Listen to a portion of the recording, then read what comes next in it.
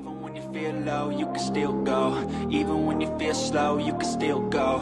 Even when there's no hope, you can still go. I never answer to no, man, I still go. Go, go, go, go, go, go, go, go, go, go, go, go, yo, go, go, go. Hustle hard, hustle every single day. I'll be making moves till I'm buried in my grave. To the system, I don't wanna be a slave. I've been doing shit my way. Retrouvez les produits Eric Favre sur ericfavre-nation.sn.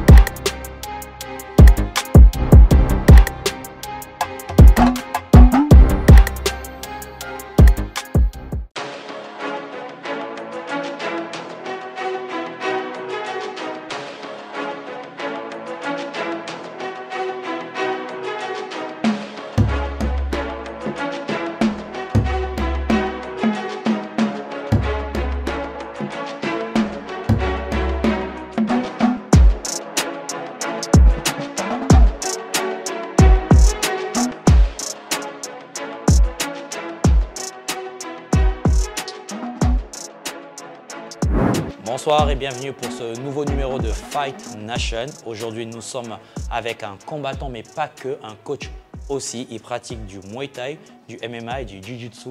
Nous allons aujourd'hui dans la salle privée de Tidiane Diallo. Tidiane Diallo avec qui nous allons partager cette séance, cette journée d'entraînement qui va nous expliquer un petit peu la phase de transition entre le striking et le travail de sol et les différentes boxe aussi entre le kickboxing et le Muay Thai qui serait utile pour la pratique du MMA.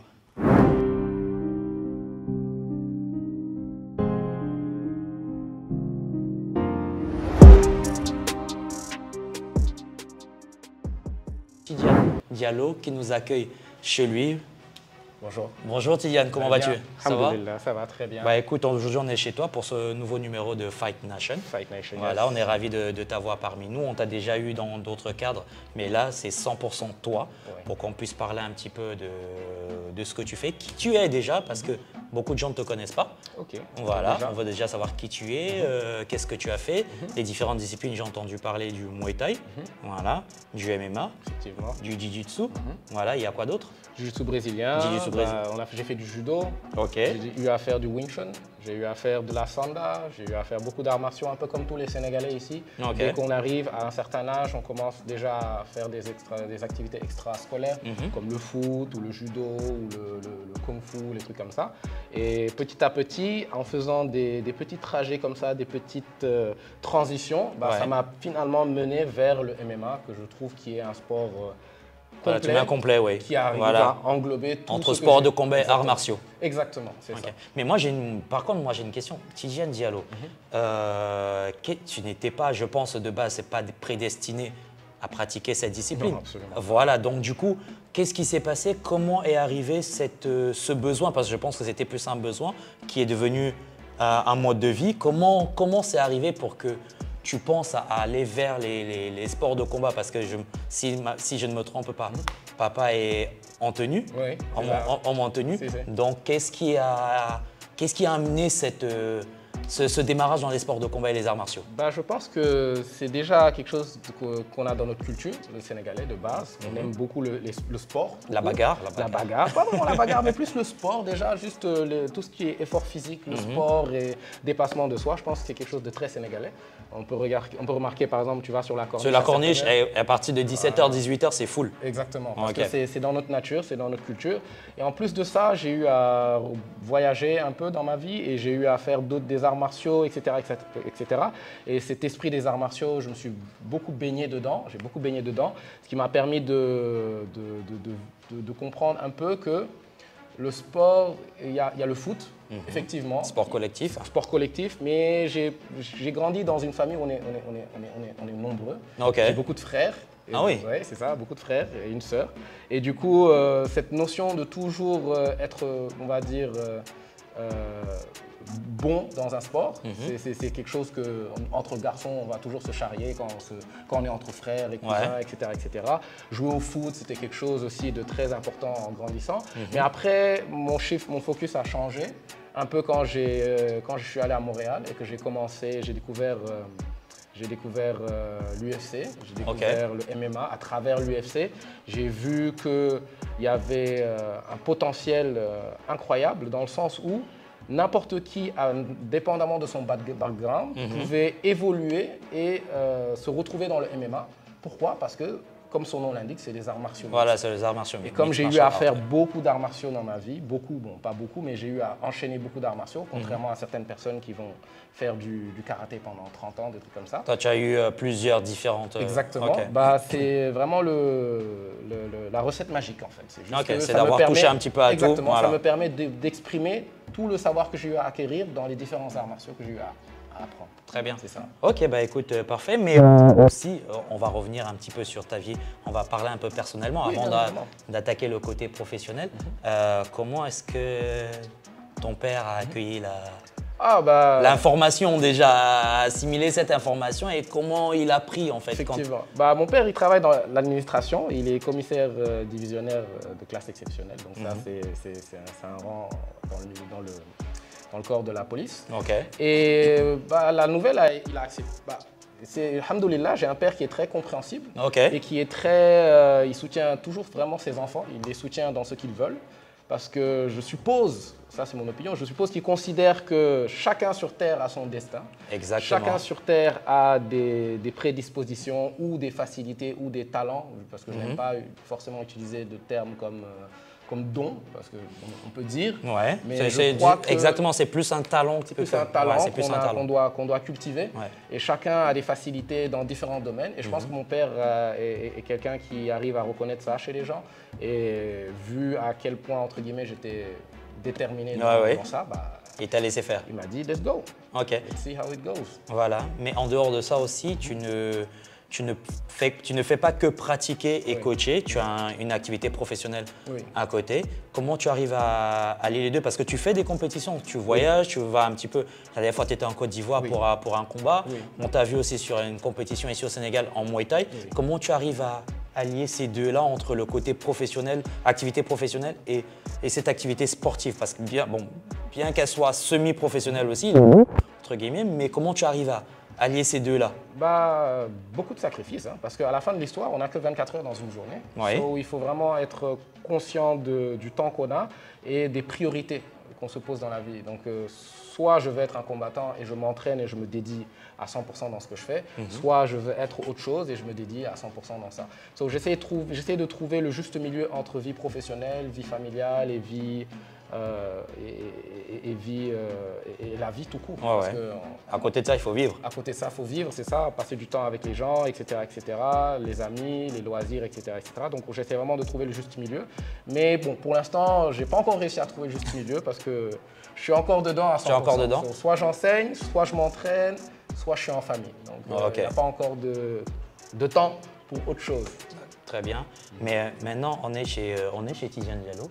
Donc du coup, on va demander à Tidiane Diallo qui est Tidiane Diallo, c'est-à-dire quel est son parcours, nombre de combats, des victoires, il y en a probablement, des défaites certainement parce qu'il en faut pour tout le monde, moi y compris, figurez-vous. Donc voilà, on va demander à Tidiane Diallo qui est Tidiane Diallo sur le plan sportif compétiteur. Alors pour le plan sportif compétiteur, je suis un combattant de MMA en professionnel et j'ai eu à faire 3 combats de MMA. Et un combat de Muay Thai. Donc au combat de MMA, j'ai eu 2 victoires et 1 défaite. Et pour le Muay Thai, j'ai eu 1 victoire pour l'instant. Et c'est ça. Donc je suis le genre de compétiteur qui a eu à passer beaucoup de temps à apprendre avant de pratiquer, avant de commencer à trouver des opportunités, disons, de compétir. Surtout qu'on est dans un pays où le Muay Thai, il est encore jeune, il est encore tout récent, le MMA aussi. Donc avant de pouvoir participer à des compétitions localement, nationalement, j'ai dû m'entraîner longtemps, attendre les opportunités et même parfois sortir du pays pour pouvoir accéder à certaines opportunités J'ai combattu à Tribe, Ouais. j'ai combattu à AML en Côte d'Ivoire. Tribe, c'était en Gambie.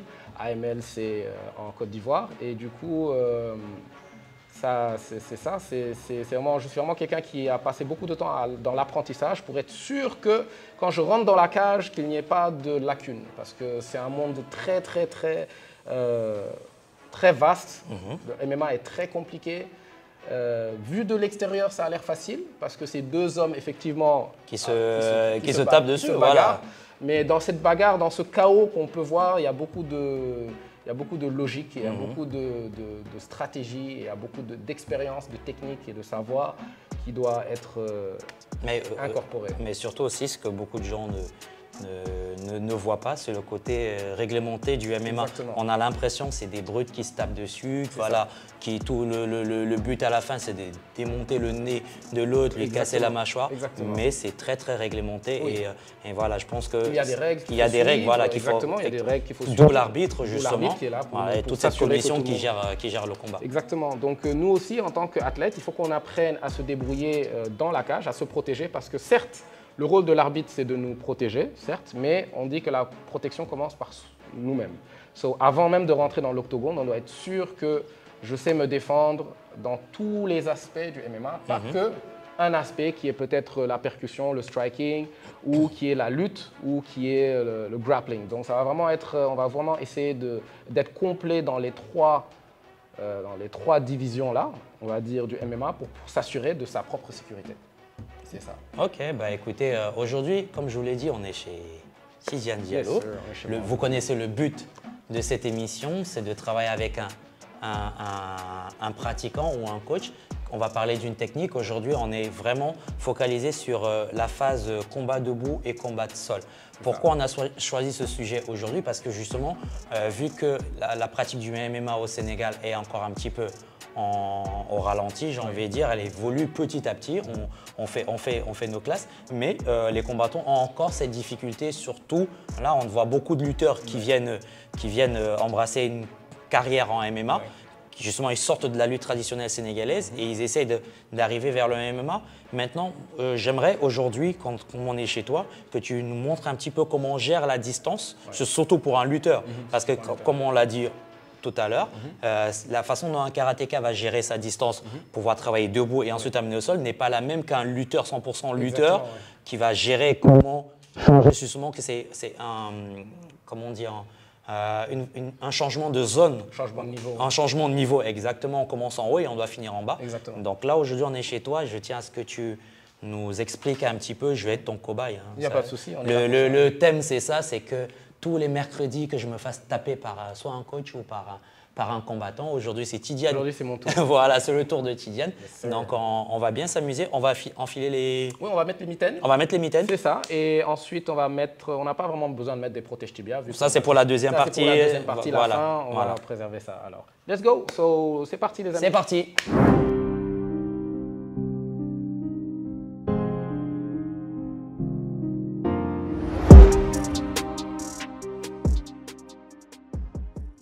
Donc, comme je vous l'ai dit, aujourd'hui, là, vous voyez, on a enfilé un petit peu le matos de protection. On ne va pas le faire à main nue, on n'est pas des sauvages. Donc là, Tidiane, il va nous expliquer, comme on parlait tout à l'heure, de la gestion de distance, justement, pour un lutteur, pour un karatéka, pour un combattant Moniak-Moué aussi. Donc, comment il gère la distance sur une préparation, soit pied-point et ensuite une amenée au sol. Ok. Donc, on démarre par ça? Oui, bien sûr. On commence d'abord par préciser que tout ce que je vais dire est relatif à la personne à qui la stratégie s'applique et son adversaire. Si Coach Jeff est plus grand que moi, je ne vais pas utiliser la même stratégie que s'il est plus petit que moi. Si c'est un grand lutteur et un petit lutteur, ça va être différent. Si c'est un grand Nakmoué ou un petit Nakmoué, ça va être différent. Si moi je suis plus grand que lui, plus petit, ça va être différent. Toujours différent dépendamment de qu'est-ce qu'on a en face de soi. Et c'est pour ça que c'est important de se préparer à toute éventualité, d'étudier des styles différents pour pouvoir se préparer à toute éventualité dans le jeu. C'est pour ça que même si par exemple Coach Jeff c'est un grand kickboxer, c'est un grand striker, il va devoir changer sa manière de se tenir. Parce que si ses jambes sont trop serrées, comme un Nakmoué par exemple, pour pouvoir bien utiliser les jambes, boum, pour pouvoir bien utiliser les jambes, bah, naturellement, il va s'exposer au fait que, boum, là, je peux facilement saisir ses deux jambes, même fermer les mains derrière lui, derrière ses genoux. Ce qui va naturellement être compliqué pour lui. Alors que s'il écarte bien les jambes, ça va être beaucoup plus dur pour moi, boum, de l'attaquer et de le finir. Mais maintenant, là, je viens de vous donner un avantage d'avoir la garde large, enfin les appuis larges, mais je vais vous donner aussi le point faible, le fait d'avoir les jambes bien larges. So, revenons à cette histoire de distance. So, on gère bien la distance entre nos jambes, la distance entre lui et moi, ça va être très différent parce que des gants de MMA et des gants de boxe anglaise, c'est totalement différent. Les gants de MMA, c'est vraiment des passoires. Donc, avoir une garde naturelle comme ça, comme en boxe anglaise, c'est relativement impossible. Parce que dès que tu vas commencer à bloquer, voilà exactement, les bras vont commencer à rentrer ou aller vers le autour, boum, boum, voilà, c'est une vraie passoire. Comme en kickboxing ou en muay thai, et se permettre de mettre des bams, des kicks nu à nu comme ça, ou des kicks aussi hauts. Donc généralement, si vous remarquez bien, les gens qui font du MMA, ils vont toujours essayer d'aller attaquer plus bas. Sur Voilà. un calf kick plutôt. Sur un calf kick qu'on appelle calf kick, qui est un low kick, mais au niveau du mollet. So, je vais toujours essayer d'attaquer le mollet pour être beaucoup plus loin. Je vais essayer de le distraire, bam, le distraire, bam, bam, boum, toujours le distraire pour essayer d'attaquer ses jambes. Ok? Parce qu'à partir du moment où il va commencer, si je tombe sur un lutteur par exemple, vu qu'on parle des lutteurs ici, il commence à kicker ma cuisse, c'est une bonne chose, mais il y a cet aspect de boum, et là je peux l'emmener au sol. So, bam, boum, bam, et là je suis dans les problèmes. Et là on va rentrer dans le domaine du grappling. Là ça va être du grappling. Pas encore, mais on est sur le point parce que je peux toujours essayer de créer de la distance et me relever. Si dans sa tête, il ne sait pas si c'est un jab, si c'est un fake, si c'est un coup de pied, si c'est un crochet, pendant qu'il est en train de réfléchir sur ce qui s'est passé, tu fais autre chose. Toi, tu es déjà en avance en train de penser à « Ok, moi, je vais lui faire ci, je vais lui faire ça. » Donc du coup, c'est d'envoyer de fausses informations ça. pour voir que l'heure en fait est préparer la réelle attaque. C'est ça. C'est pour ça que quand on voit des professionnels se battre, généralement en MMA, le rythme est toujours lent au début. Très lent, ouais. Très lent au début. On essaie vraiment d'analyser, de feinter. Et je ne vais pas juste feinter avec mes poings, je vais feinter avec tout mon corps. Je vais bouger, déplacement, boum. Voilà, je vais faire semblant de... Pour le faire réagir Pour le faire réagir, pour le fatiguer mentalement et physiquement. Et aussi pour faire en sorte que lui, il ne sache pas si je vais réellement rentrer dans ses jambes ou si je vais le taper. Sachant que si tout son poids il est sur sa jambe arrière, boum, ça va être très dur pour lui de commencer à sprawler sur cette jambe. Exactement. Je ne peux pas être là et là. On est d'accord, c'est pas possible. Obligé de refaire un transfert. Exactement. Et pendant que hop, tu fais un transfert, tu ramènes ton poids encore, hop, boum. Là, pendant une fraction de seconde, il était en train de dormir, il était en train de penser à sa base, il pensait que j'allais aller pour ses jambes, alors qu'en fait, boum, c'était un direct, c'était un overhand qui passait au-dessus. Vous avez remarqué, qu'est-ce qu'il vient de faire? À chaque fois que j'ai feinté, que j'ai tapé, il s'est couvert, il s'est couvert, il s'est couvert. Donc, moi, je cherche cette réaction, parce que tant qu'il se couvre, il n'est pas en train de m'attaquer, et tant qu'il n'est pas en train d'avoir ses mains devant moi ou plus bas, il ne peut pas défendre ses jambes. Tes mains ne peuvent pas être en train de défendre ta tête et tes jambes en même temps. Donc c'est exactement ce qu'on veut faire en tant que lutteur. Ce serait vraiment de faire penser en haut, en bas, boum, voilà, hop, hop, hop, et là, je peux descendre et arriver dans une position où je peux essayer de faire un double leg ou un single leg. Crée un peu quand même, non? Alors, ce qu'il faut comprendre, c'est que le double leg, comme son nom l'indique, c'est double jambe en français. En français. Ça veut dire c'est les deux jambes que je vais venir ceinturer. Wow.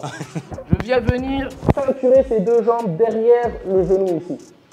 Et naturellement, boum, je peux le soulever ou pivoter, etc., pour le faire tomber. Donc, une fois qu'on est là, moi, je reste debout, lui, il reste au sol. Je vais pouvoir utiliser ma main pour contrôler sa jambe, boum, je peux pouvoir le frapper, boum, passer sa garde si je veux, bam, bam, bam, monter, prendre ce qu'on appelle la montée, le taper, et voilà là où par exemple on passe du striking qui était debout au grappling qui est là, mais maintenant dans le grappling en MMA il y a d'autres aspects, mis à part les techniques de soumission, etc., etc.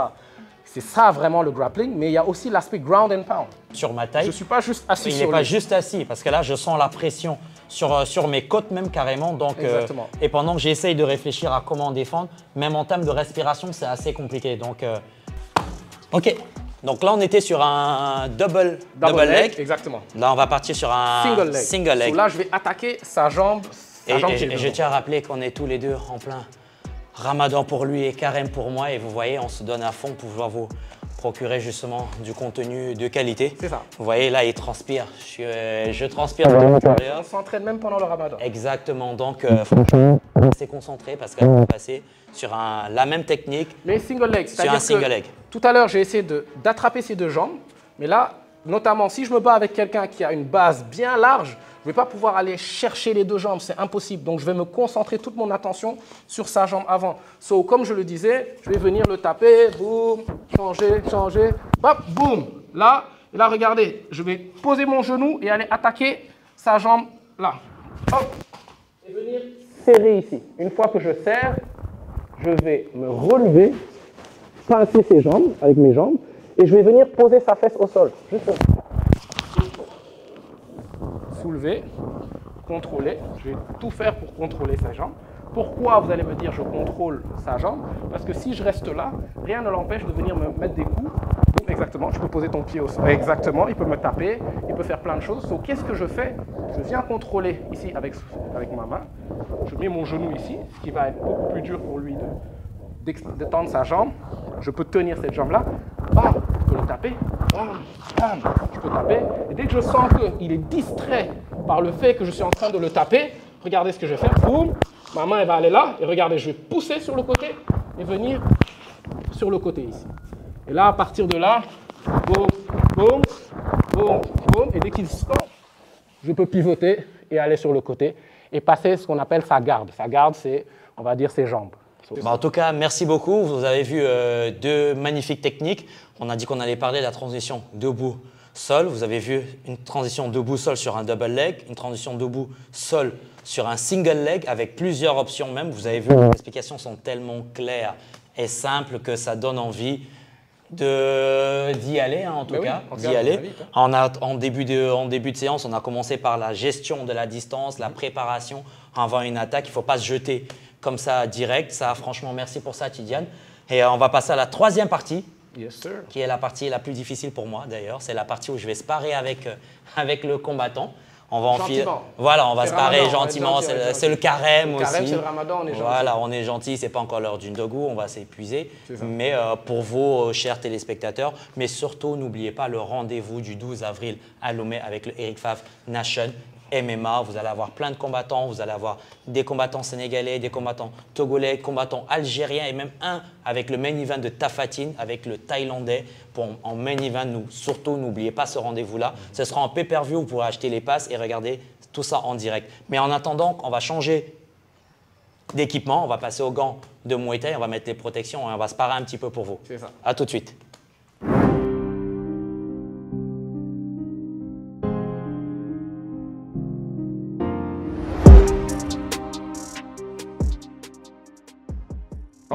N'importe comment. Mais pourquoi Mets-toi en garde normale. En garde normale, hein? Tu vas déjà m'embêter. Ah, t'inquiète. Alors, allez.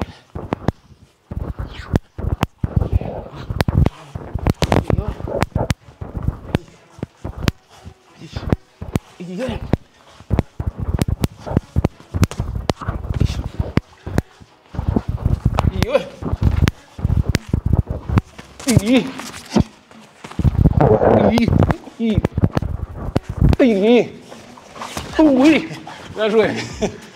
C'est pour ça que je t'ai dit gaucher. Parce que je vais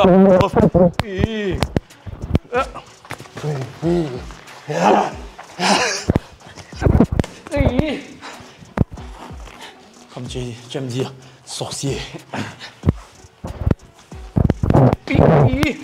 Oui. Oui. Magnifique. Oui.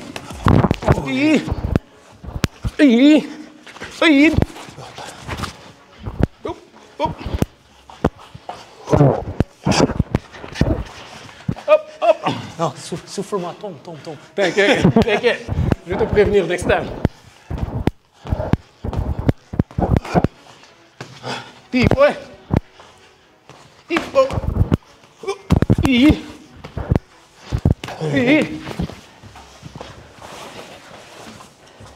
C'est du mot ou c'est du MMA? Ah, je sais pas. C'est les réflexes.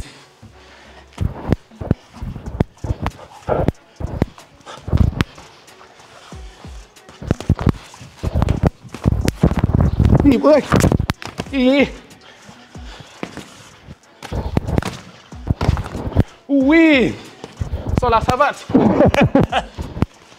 Oui. Oui. Oui.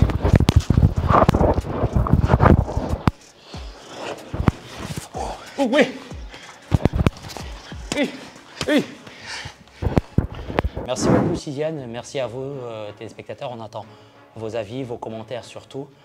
N'oubliez pas le rendez-vous du 12 avril à Lomé avec le Eric Favre Nation MMA. Comme j'ai dit, ce sera en pay-per-view, vous pouvez l'avoir sur la page de Eric Favre TV, mais à partir d'un moment, ce sera en pay-per-view, donc vous pouvez déjà commencer à vous renseigner sur l'achat des passes. On va remercier toute l'équipe qui a fait le déplacement. On en a un, Elamine, qui dansait avec ses lunettes noires, a refusé de venir prendre des coups. La prochaine fois, Elamine sera en tenue. Ici, on remercie India et aussi notre caméraman qui s'est dévoué malgré le ramadan à venir prendre ces images-là. Merci à toute l'équipe d'Eric Favre TV, ceux qui sont au bureau, ceux qui sont sur le terrain. Merci à vous et ciao. Merci beaucoup.